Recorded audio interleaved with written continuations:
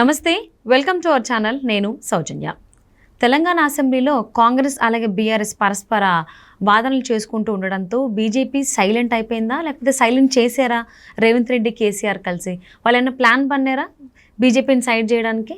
ఈ అంశానికి సంబంధించి మనతో మాట్లాడడానికి, వారి విశ్లేషణని మనతో పంచుకోవడానికి ఈరోజు మనతో పాటు ఉన్నారు సీనియర్ జర్నలిస్ట్ డివిఎస్ గారు ఉన్నారు. వారితో మాట్లాడదాం. నమస్తే అండి. నమస్తే.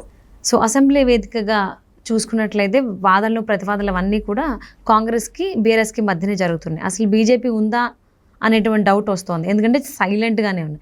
కానీ మోదీ హవా కావచ్చు, రామమందిరం ట్రాన్స్ అదంతా వైబ్ మోదీకి ఉంది. కానీ అయినా కానీ తెలంగాణ అసెంబ్లీలో బీజేపీ గొంతు ఎక్కడ వినిపించట్లేదు. ఏమై ఉండొచ్చు? మేబీ రేవంత్ రెడ్డి అండ్ కేసీఆర్ ఏమైనా ప్లాన్ చేసి బీజేపీని సైడ్ చేద్దామని అనుకుంటున్నారా? ఎందుకంటే రాబోయేటువంటి ఎన్నికల్లో వీళ్ళిద్దరి మధ్య పోటీ జరగాలి, బీజేపీని సైడ్ చేద్దాం, ఏదన్నా ఉంటే తెలంగాణకు సంబంధించి మనం చూసుకుందని వీళ్ళేమైనా రాజీకి వచ్చారా రేవంత్ రెడ్డి కేసీఆర్? ఏం జరిగి ఉండొచ్చు అంటారు? మరో 54 రోజుల్లో పార్లమెంట్ ఎన్నికలు, ఇప్పుడు ఇంకా అసెంబ్లీ సమావేశాలు జరుగుతున్నాయి హాట్గా. అవును. ఈ అసెంబ్లీలో కూడా కృష్ణా జలాల వివాదం, ప్రాజెక్టులు నువ్వు కేంద్రానికి ఇచ్చావంటే నువ్వు కేంద్రానికి ఇచ్చావని, నువ్వు దొంగ అంటే నువ్వు దొంగని కేసీఆర్, రేవంత్ రెడ్డి, బీఆర్ఎస్, కాంగ్రెస్ ఫైట్ నడుస్తుంది. వీళ్ళిద్దరూ డిష్యూ మధ్య బీజేపీ ఎక్కడుందని అడుగుతున్నారు. అవును.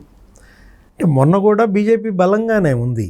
ఏది మొన్న గెలిచింది కదా, ఒక 8 సీట్లలో గెలిచిన దీంట్లో ఒక పార్లమెంటు సీటు కొట్టుద్ది అనుకున్న దీంట్లో ఆదిలాబాద్లో మరి 8 స్థానాల్లో 4 గెలిచేసింది ఒక్క చోటే.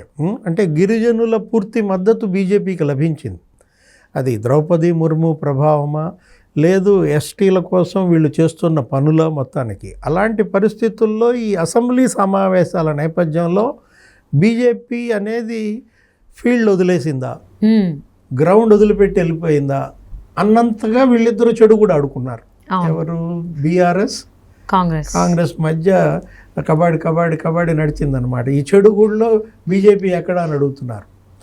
కిషన్ రెడ్డి, బండి సంజయ్ మాటల్లో కూడా మనకేమర్థమవుతోంది, కేసీఆర్ ట్రాప్లో రేవంత్ పడుతున్నాడు అంటాడు Bandi Sanjay.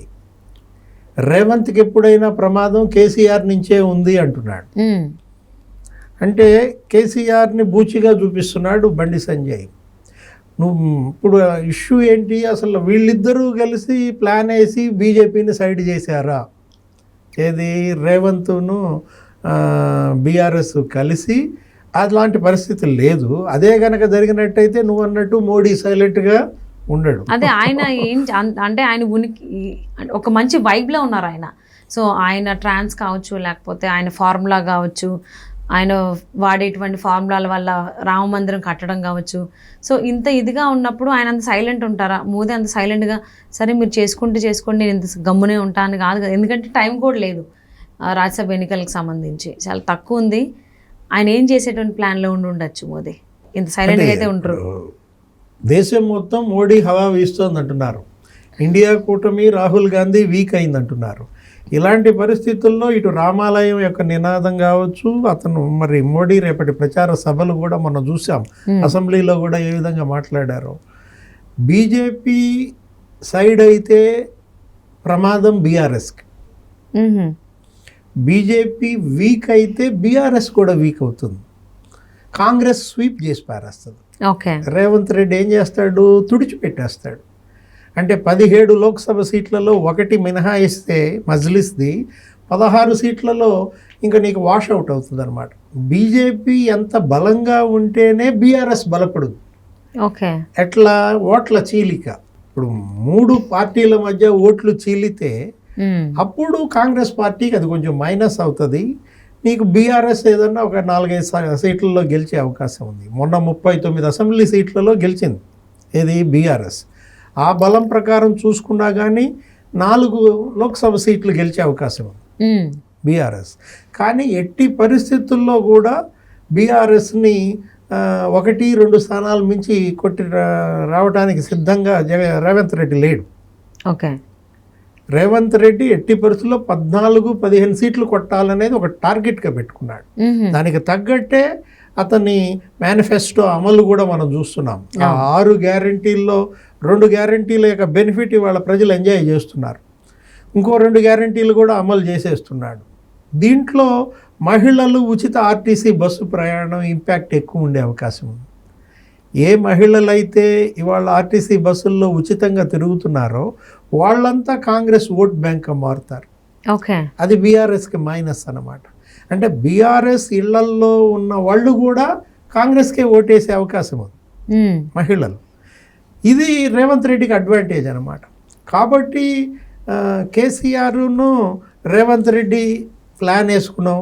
BRS Congress match fixing చేసుకుని బీజేపీని తప్పిస్తోంది అనేది వాస్తవం. ఓకే, దానిలో ఆ వాదనలో పసలు లేదన్నమాట. ఎందుకంటే ఇవి 2 పాము ముంగిస. ఓకే, ఏది కాంగ్రెస్ బీఆర్ఎస్ మనం చూసాం అసెంబ్లీలో ఏ విధంగా ఒకళ్ళనొకళ్ళు దూషించుకుంటున్నారో. నల్గొండ సభలో మరి కేసీఆర్ మొదటి సభ ఏది ఆపరేషన్ తర్వాత ఎలాంటి మాటలు మాట్లాడారో కూడా మీరు విన్నారు. ఏంటి మేడిగడ్డ ఏం పీకడానికి వెళ్ళారనో ఏదో అనేసరికి ముఖ్యమంత్రిని పట్టుకుని పీకుతానంటారా అని చెప్పి వీళ్ళు కూడా గందరగోళం చేశారు. ఎవరు కాంగ్రెస్ ఎమ్మెల్యేలు అసెంబ్లీలో రేవంత్ రెడ్డిని అమర్యాదగా కేసీఆర్ మాట్లాడటం, ఆ భాష ఏంటి అని వాళ్ళు తిట్ట, ఈ భాష ఏంటని వీళ్ళు తిట్ట. భాష ఎలా మాట్లాడాలనేది వాళ్ళ బీఆర్ఎస్ కాంగ్రెస్ ఒకళ్ళనొకళ్ళు అనుకునేసరికి జనం విసిపోతున్నారు. ఎందుకని ఇలాంటి దూషణలు ఇలాంటి భాషకి పేటెంట్ వాళ్లే కదా. రేపటి లోక్సభ ఎన్నికల్లో రేవంత్ రెడ్డి వ్యూహం ఎలా ఉండబోతుంది? అతను మొన్న అసెంబ్లీ ఎన్నికల్లోనే సుడిగాలి ప్రచారం చేశాడు. దగ్గర దగ్గర పిసిసి అధ్యక్షుడిగా 60 పబ్లిక్ మీటింగ్స్లో మాట్లాడాడు.